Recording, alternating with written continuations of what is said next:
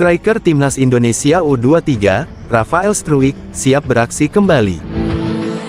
Rafa absen saat Indonesia U23 bermain di semifinal Piala Asia U23 2024 melawan Uzbekistan lantaran akumulasi kartu kuning ketika melawan Korea Selatan di perempat final.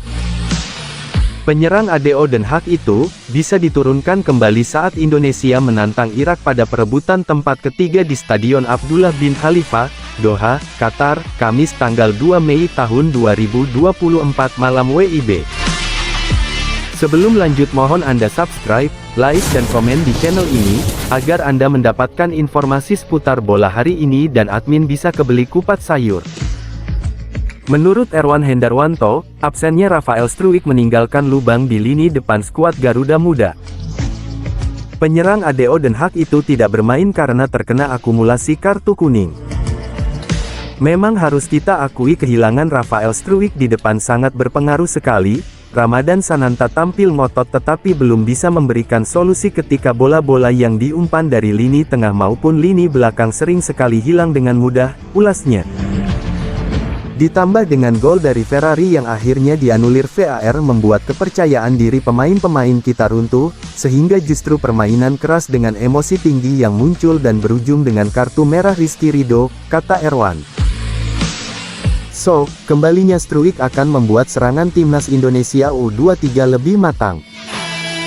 Kembalinya Rafael Struijk membuat skuad Timnas Indonesia U23 hampir full tim karena Rizky Ridho dipastikan absen akibat kartu merah.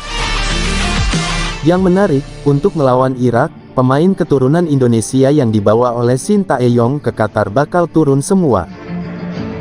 Selain Struijk, ada Ivar Jenner, Nathan Chuaon, dan Justin Hubner.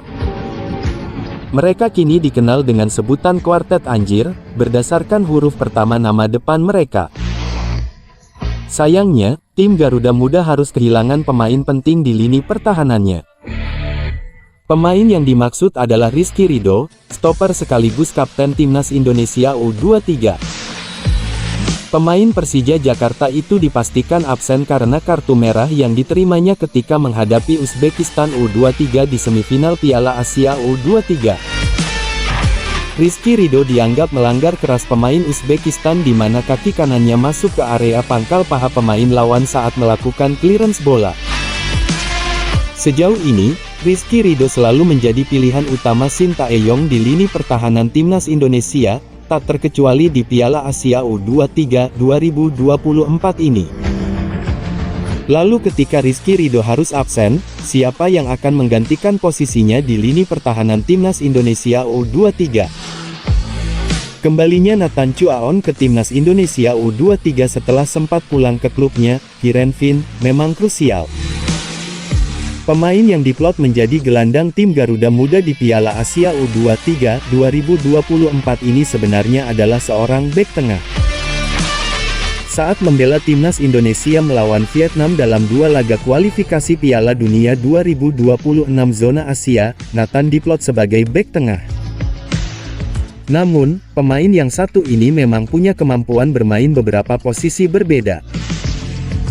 Hal itu yang membuatnya diplot menjadi gelandang oleh Shin Tae-yong sepanjang Piala Asia U23 2024. Namun, dengan absennya Rizky Ridho, pelatih asal Korea Selatan itu bisa mempercayakan kembali Nathan ke pusat pertahanan tim.